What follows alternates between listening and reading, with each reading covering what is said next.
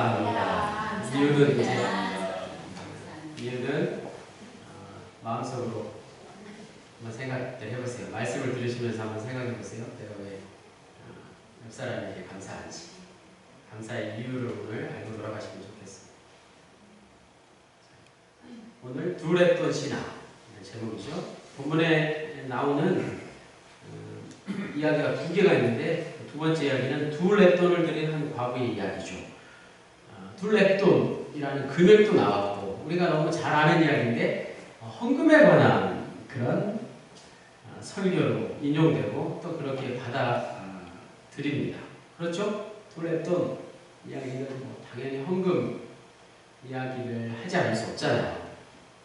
그런데 청중은 이런 설교에 대해서 헌금을 강조한다는 표현을 쓰며 거부감을 가질 수 있다는 거죠. 왜냐하면 헌금을 강조한다는 말은 헌금을 강요하는 말이 될 수 있기 때문에. 오늘 설교가 그런 설교일까요? 오늘 말씀이 그런 말씀은 아닙니다. 지금 한국 교회는 헌금에 대한 강조가 아닌 헌금에 대한 올바른 교육이 필요합니다. 우리가 반드시 알아야 될 게 있는데요. 오늘 본문의 이야기, 두 번째 이야기, 가난한 과부의 두랩돈 이야기는 과연 이 과부처럼 자신의 전재산을 들여 헌금할 수 있어야 한다는 단순히 헌금을 강조하는 그런 말씀이고 그런 설교일까 하는 것을 먼저 우리가 생각해 봐야겠죠. 본문에는 과부뿐만 아니라 나머지 또 두 사람이 등장해요. 한 서기관과 또 부자와 그리고 가난한 과부, 이렇게 세 명의 이야기가, 세 사람이 등장하는 거죠. 서기관과 부자와 과부의 모습 중에 내 모습이 과연 누구의 모습에 가까울지를 생각해 보자는 거죠. 우리가 신앙생활을 하면서 드리는 이 헌금, 도대체 내가 이 헌금에 대한 올바른 이해를 어떻게 하면 할 수 있을까? 헌금은 어떻게 드려져야 하고 어떻게 사용되어져야 하는가에 대한 말씀을 우리가 함께 나눌 수 있기를 원합니다. 38절에서 40절을 같이 읽겠습니다. 시작. 예수께서 가르치실 때 이르시되 긴 옷을 입고 다니는 것과 시장에서 문안받는 것과 회당의 높은 자리와 잔치의 윗자리를 원하는 서기관들을 삼가라. 그들은 과부의 가산을 삼키며 외식으로 길게 기도하는 자니 그 받는 판결이 더욱 중하리라 하시니라. 여기 나오는 서기관들의 모습은 5가지로 요약해 볼 수 있습니다. 첫 번째가 드러내기. 저 옷을 한번 보세요. 서기관들이 입고 다니는 옷, 제사장의 옷 맞죠?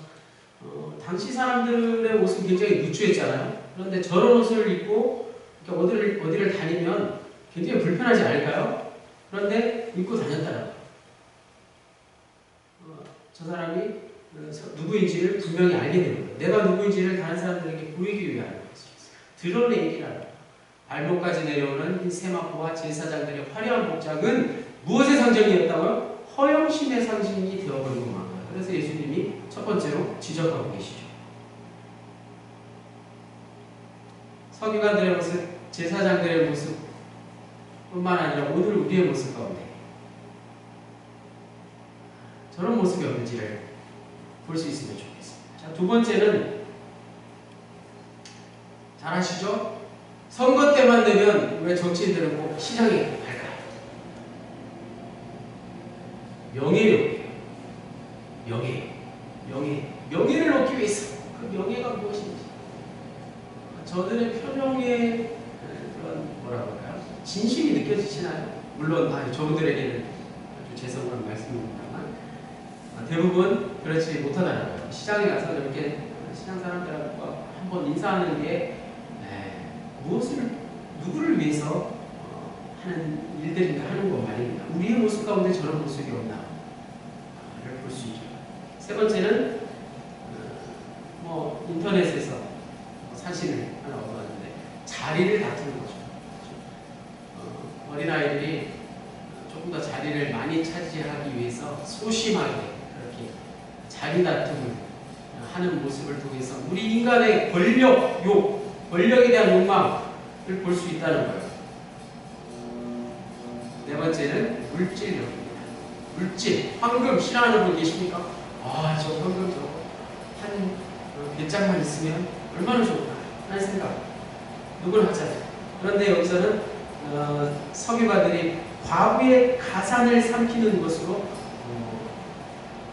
욕심을 냈다는 거죠. 연약한 과부들을 돌보아야 할 입장인데 그들을 오히려 끌어들여서 자신의 그런 고객으로 모시기 위해서 오랫동안 기도하는 외식하는 모습으로 물질욕에 사로잡혀 있었다는 것입니다. 마지막 다섯 번째는 외식으로 길게 기도하는 같은 얘기인데요. 경건을 가장한 위선이라고 할 수 있습니다. 겉과 속이 다른 남의 탈을 쓴 늑대의 모습과 같다는 거예요. 자, 이러한 모습들이 당시 서기관들과 종교 지도자들에게 있었는데 그들의 모습이었구나 하고 끝낼 게 아니라는 거죠. 오늘 우리의 모습 가운데 이 다섯 가지 중에 크게는 그렇지 않을 수도 있겠지만 강단할 수 있는 이 설교자, 담임사관부터 저런 것에서 자유로울 수 없다는 것을 먼저 말씀드립니다. 저와 여러분은 이 다섯 가지에서 결코 자유로울 수 없는 인간이지 않겠습니까? 그들을 위해서 예수님께서 하신 말씀, 판결이 무엇이었어요? 40절 마지막에 보면 그 받는 판결이 더욱 중하리라. 즉 심판을 받게 되는데 다른 사람보다 이러한 다섯 가지를 행하는 사람의 심판이 더 심할 것이라는 거예요. 엄중한 심판을 피할 수 없게 된다는 그런 말씀입니다. 41절에서 42절에 이제 단락이 바뀌어서 새로운 이야기가 시작되죠. 둘레돈 이야기가 나옵니다. 예수께서 헌금함을 대하여 앉으사 우리가 어떻게 헌금함에 돈을 넣는가 보실세 여러 부자는 많이 넣는데 한 가난한 과부는 와서 두 렙돈 곧 한 고들란트를 넣는지라. 렙돈은 이스라엘의 화폐 단위였죠.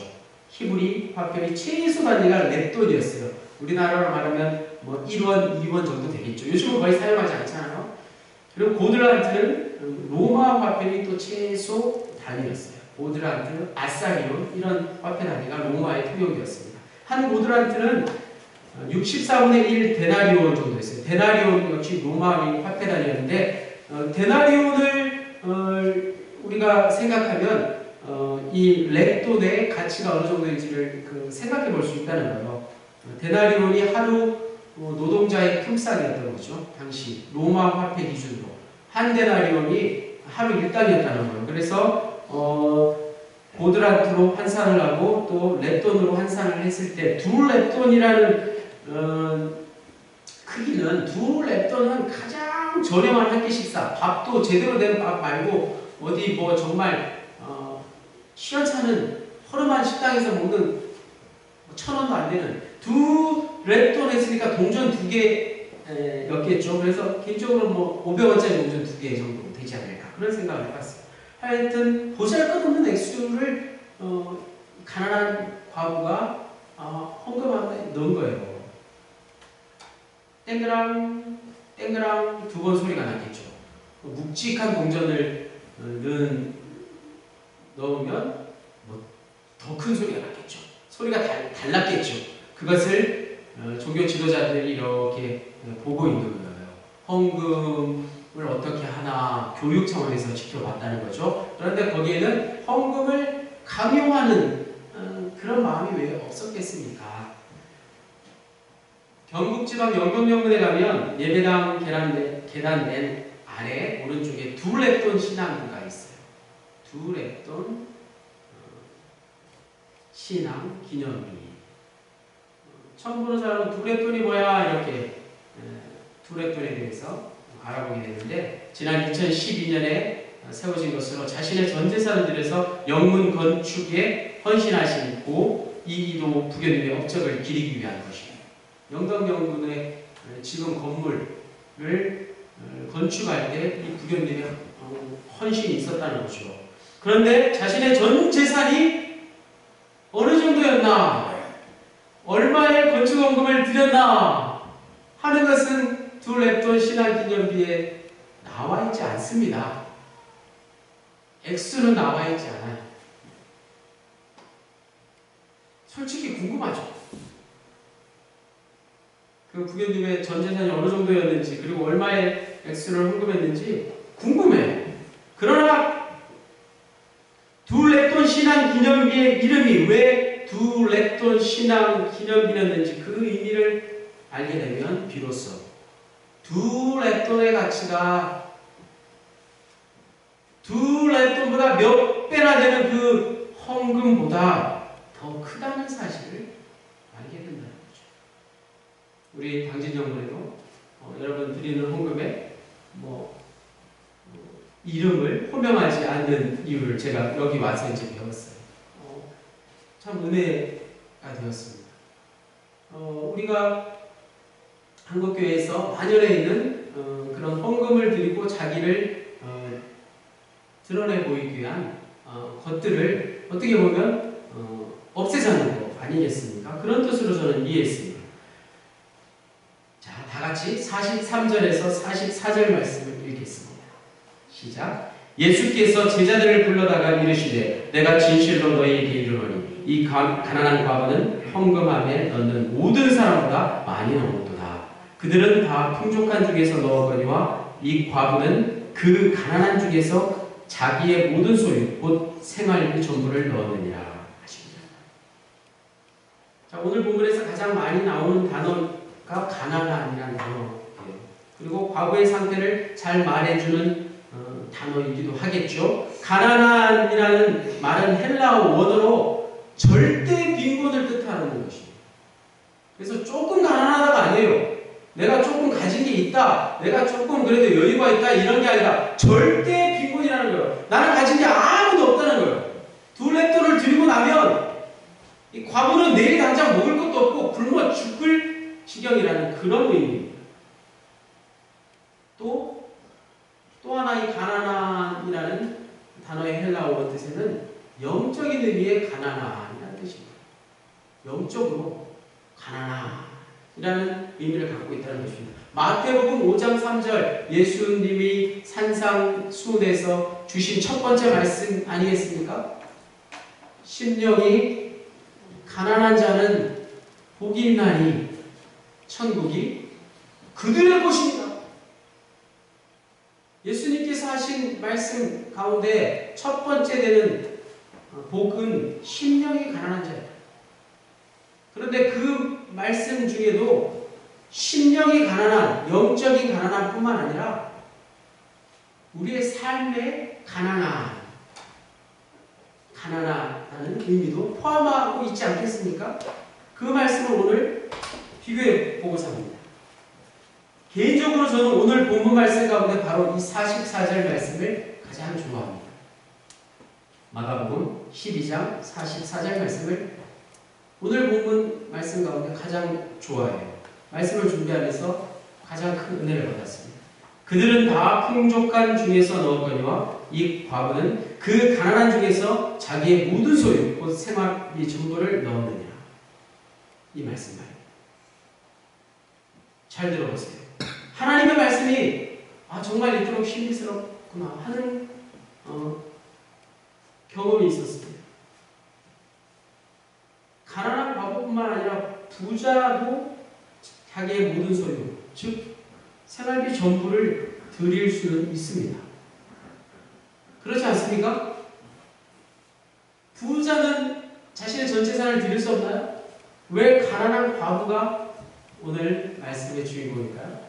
두 랩돈을 드린 가난한 과부의 이야기. 두 랩돈뿐만 아니라 금액도 커지고 자신의 전세를 드린 부자가 되면 안 되냐 이 말씀이에요. 한번 생각해 보세요. 물론 낙타가 바늘길을 통과하는 것처럼 힘든 일이죠. 부자가 천국에 가는 것은 그렇게 힘들다고 예수님께서 직접 말씀하셨어요. 하지만 부자는 영적으로 가난하지 못한다는 말은 아니겠죠. 부자도 영적으로 가난할 수 있지 않겠습니까? 자, 그렇다면 44절에 있는 과부란 단어를 부자로 한번 바꿔서 읽어보겠습니다. 이렇게 되죠. 영적으로 가난한 부자로 바꿔서 읽어보면 이렇게 돼요. 그들은 다 그 풍족한 중에서 넣었거니와 이 부자는 그 가난한 중에서 자기의 모든 소유 곧 생활비 전부를 넣었다. 이렇게 되죠. 문장이 좀 이상하지 않습니까? 읽는 사람이 문장을 이해할 수 없게 되는 거예요.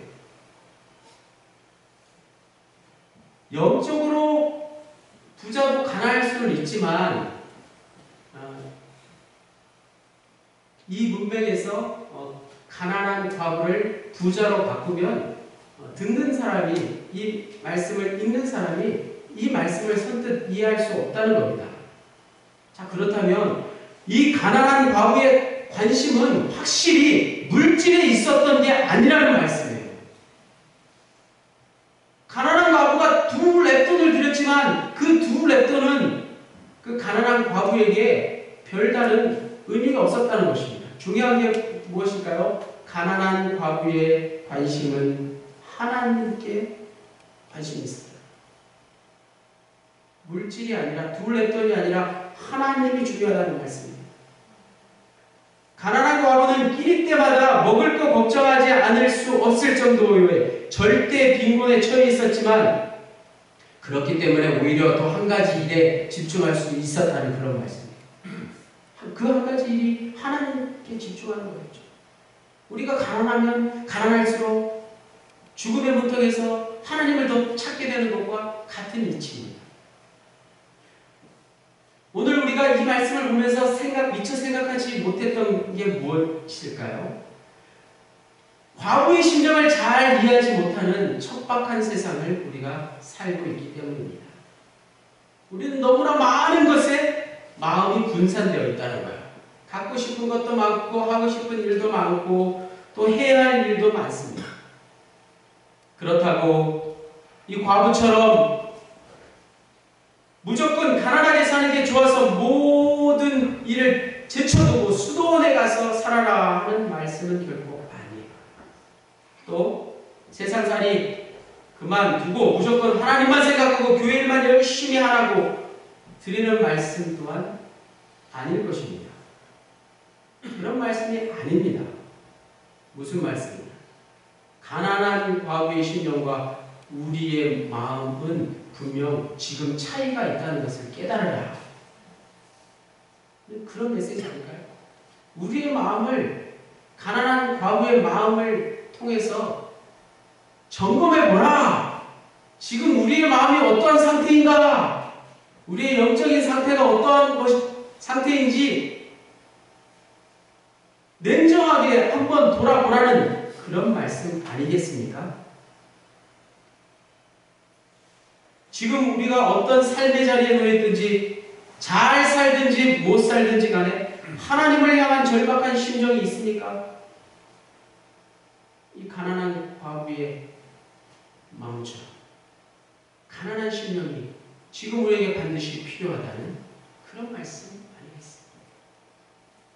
두 번째 예화는 말씀을 준비하면서 제가 좋아하는 그 목사님께서 들려주신 예화를 좀 줄여서 전해드리겠습니다. 전 재산을 교회에 바치겠다는 유언을 하고 돌아가신 남편의 뜻을 따라서 고민 끝에 전 재산을 교회에 모두 헌금한 그런 부인이 있었습니다. 이제 과부가 되었죠.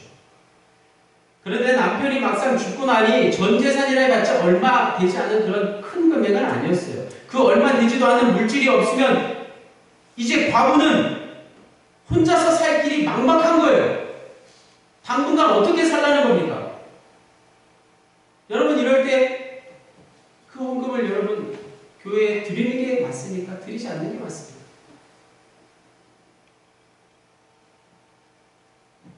우리의 헌금 생활의 가장 중요한 원리를 이 예화를 통해서 깨닫기를 원합니다. 이런 딱한 처지를 아는 이들은 목사님이 그 헌금을 받지 않기를 바랬어요.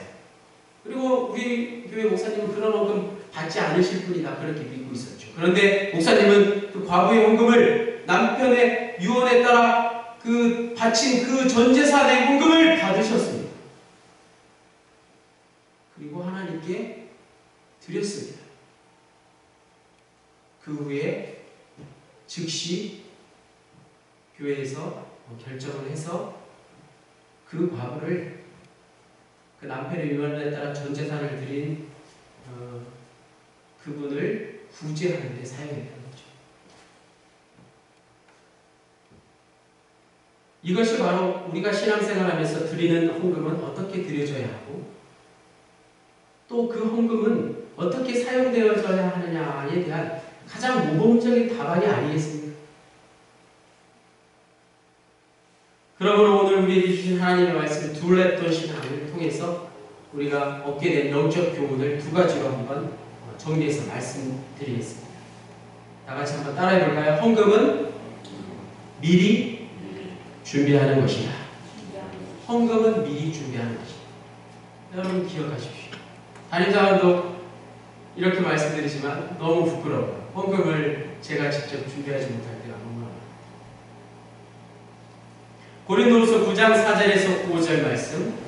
혹 마게도냐인들이 나와 함께 가서 너희가 준비하지 아니한 것을 보면 너희는 고사하고 우리가 이 믿던 것에 부끄러움을 당할까 두려워하노라. 그러므로 내가 이 형제들로 너희에게 가서 먼저 너희가 전에 약속한 연보를 미리 준비하게 하도록 권면하는 것이 필요할 줄 생각하였노니 이렇게 준비하여야 참 연보답고 없지가 아니니라. 사도 바울의 말씀이에요. 고린도후서 9장 4절에서 5절 말씀.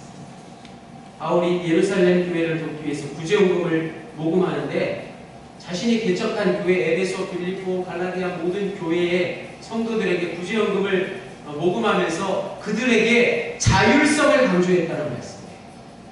미리 준비하라. 내가 갈 테니 헌금을 미리 준비해서 내가 예루살렘 교회를 도울 수 있게 하라. 사도 바울의 말씀. 그 말씀이 바로 헌금은 미리 준비하는 것이다. 이런 가르침 아니겠습니까? 세금과 헌금의 다른 차이가 무엇이에요? 세금은 억지로 낼 수 있잖아요. 억지로 내야 되잖아요. 헌금은 그렇지 않은 것입니다. 헌금은 여러분의 믿음 따라 신앙 따라 자율적으로 하나님께 드리는 것입니다. 결코 누구의 강요에 의해서 강조에 의해서 그 말에 솔깃해서 속아서 드리는 게 아니라는 말씀입니다. 헌금은 결코 강제적인 것이 아니라 자발적인 것이 되어야 합니다. 내가 신앙생활하면서 지금 드리는 헌금이 자발적인 것이라면 반드시 미리 정성껏 준비하지 않겠습니까? 헌금은 미리 감사하는 것이라고 말할 수 있습니다. 다음 주일이 추수감사주일이잖아요. 시골에서 사역할 때 시골 그 부녀님들이 어르신들이 꼭 절기 전에 봉투를 나누어 드리지 않으면 역정을 내시는 걸 봤어요. 주일헌금 봉투, 11조 봉투, 감사헌금 봉투도 한 주 전에 다 챙겨가세요. 주일 예배를 마치고. 성경책 사이에 끼워놓다가 일주일 내내 1,000원짜리 3본을 봉투에 넣어서 주일날 와서 드리는 것을 제가 5년 동안 못 봤어요. 헌금 봉투를 일주일 전에 미리 가져와서 쳐서 헌금을 드립니다. 그분들이 기억력이 나빠서 기억력 때문에 그렇게 하는 것인가요? 물론 그런 때도 있습니다. 다음 주일이 추수감사주일이라 발사관이 추수감사주일 헌금 봉투를 미리 뒤편에 준비를 해놨어요. 즉흥적으로 당일날 와서 지갑을 여시고 봉투에 담지 마시기를 바라는 마음.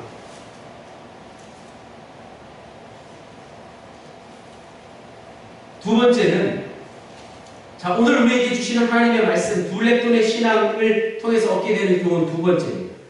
가난한 과부의 헌금 이야기는 가난한 과부의 이야기라기보다는 당시 종교 지도자들에게 전하는 메시지라는 거예요.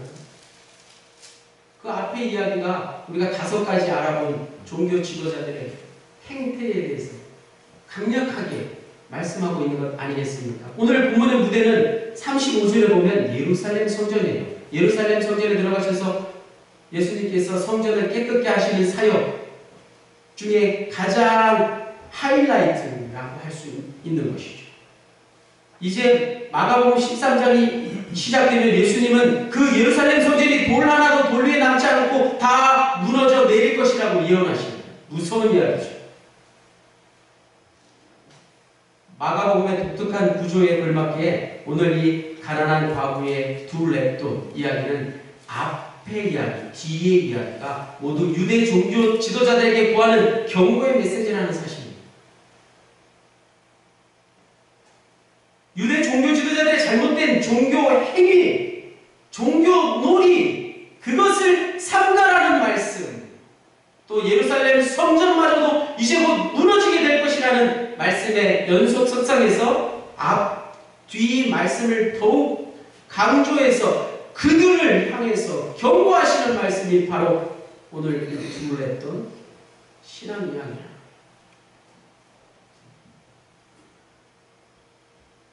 마찬가지 둘레돈 신앙은 앞서 계속 여러분에게 드린 말씀대로 오늘 우리에게 주시는 똑같은 영적인 메시지, 영적인 교훈이 있다는 것 아니겠습니까? 먼저는 올바른 헌금에 대한 우리의 인식이 바뀌어져야겠죠.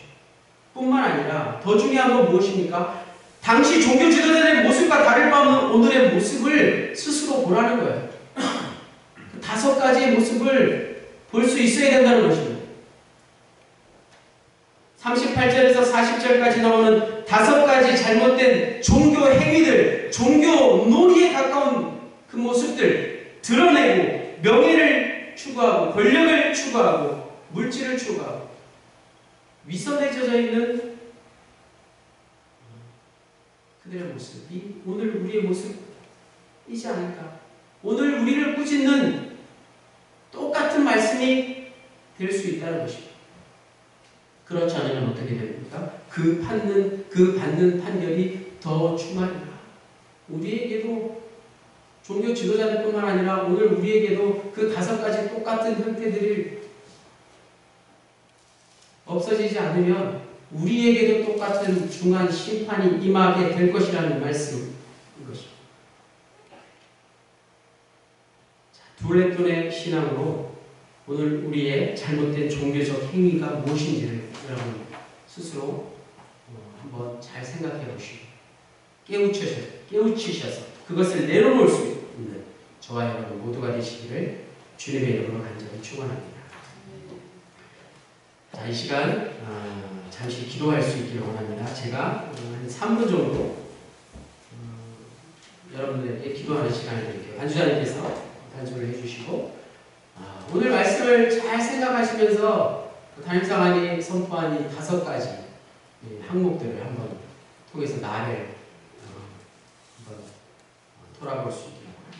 지금 우리 중에는 이 본문에 나오는 가난한 과부보다 더 가난한 사람이 누가 있습니까? 우리의 형편이 아무리 바닥으로 떨어져도 가난한 과부보다 못하지 않을 거예요. 서기관이나 부자가 아니라 가난한 과부와 같은 인생만으로 하나님과 친밀한 관계를 맺을 수 있다는 말씀. 이제 더 이상 내 신세를 한탄하거나 어려운 처지에 떨어지지 않을까 하고 두려워하지 말라는 말씀을 드립니다. 수능 점수를 잘 받아서 좋은 대학을 갈 수 있는 것보다 참된 인성교육을 통해서 이 세상을 좀 더 풍요롭게 살 수 있기를 바라는 마음과 같은 것이죠. 오늘 우리가 불안해하거나 두려워하지 말아야 할 이유는 2가지라고 할 수 있습니다. 가난한 과부처럼 되지 않을까 하는 염려가 여전히 내 마음속에 있고 또 서기관처럼 종교 지도자들처럼 더 존경받고 싶고 더 인기를 끌고 싶은 그 욕망이 또 내 마음속에 있습니다. 여러분도 똑같이 세상 사람들에게 인정받을 수 있지만 우리에게 필요한 것은 모든 소유를, 자신의 생활비 전부를 둘레돈을 헌금함에 넣을 수 있는 용기 아니겠습니까? 그것이야말로 우리가 진정 구원받고 의롭다고 인정받을 수 있는 그런 주님의 말씀인 줄 믿습니다. 자, 우리가 지금까지 말씀을 한번 생각해 보면서 잠시 통성으로 또 마음속으로 기도하는 시간을 갖겠습니다. 다 같이 기도하시겠습니다. 하나님 감사합니다. 오늘 우리에게 주신 말씀을 통해서 내 모습을 돌아볼 수 있기를 원합니다. 하나님, 나의 잘나고 나를 드러내는 모습이 나에게 그대로 남아있지 않습니까? 어찌 종교 지도자들만 택할 수 있겠습니까? 또 내가 명예를 얻고자 부귀영화를 누리고자 오늘도 세상에서 부지런히 주여 애쓰며 땀 흘리며 살아가고 있지 않습니까? 남을 짓밟고 남을 짓누르고 그 위에 올라서기를 원하는 마음이 나에게 없습니다. 높은 자리에 올라가서 그 높은 자리에 많은 사람들을 주여 만나고자 하는 권력을 잡은 이들과 함께하고자 하는 그 욕심이 나에게 있지는 않습니다. 하나님, 또 물질의 그런 끊임없는 욕망으로 인하여 우리가 하루하루를 살아가고 있지 않습니다. 내가 교회 다닌다고 하면서 신앙생활을 한다고 하면서 외식하는 것들이 무엇입니까? 내가 진정 하나님 앞에 나가지 못하고 다른 사람들에게 잘 보이기 위해서 하는 행동들이 무엇입니까? 그것을 주님께서는 기뻐하지 않으십니다.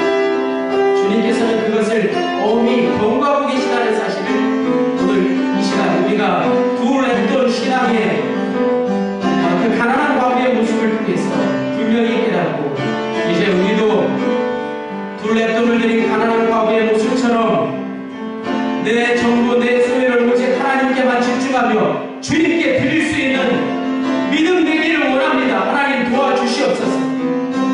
하나님, 중요한 것은 세상 방식으로 사는 게 아니라 우리의 인생 전체를 하나님의 손에 전적으로 맡길 수 있는 결단과 의지인 줄 믿습니다. 오늘 사랑하는 주님의 성도의 마음속에 그 마음을 품게 하시고 그 마음이 불일 듯 일어나게 하셔서 감사를 회복하여 우리가 진정 하나님 앞에 우리의 전부, 우리의 소유를 드리고도 후회하지 않고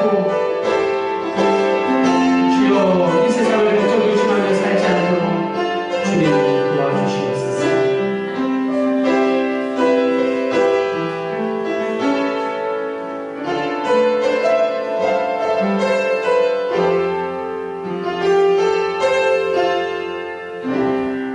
하나님 감사합니다. 심령이 가난한 자는 복이 있다고 말씀하셨습니다. 그 말씀의 의미를 우리가 다시 한번 둘레돈의 신앙을 통해서 깨닫게 하시니 감사합니다. 우리의 삶 또한 진정 하나님께서 원하시는 자리로 나아갈 수 있는 길이 되게 하셔서 우리가 비록 가난하더라도 하나님을 향하는 길이라면 그 길을 멈추지 않기를 원합니다. 하나님, 우리의 형편이 아무리 못한다 할든 오늘 본문에 나오는 둘레돈 신앙의 가난한 과부만 하겠습니까? 아무리 가난한 과부와 같은 인생일지라도 하나님과 가장 친밀한 관계를 맺을 수 있다면 우리는 더 이상 두려워하지 않을 줄 믿습니다. 하나님, 그 마음을 이 시간 우리에게 가득 부어주셔서 우리가 살아가는 동안 가난한 과부의 마음으로 이 세상 물적으로 영적으로 풍족하게 살 수 있도록 축복하여 주옵소서. 예수 그리스도의 이름으로 기도하였습니다. 아멘. 다 함께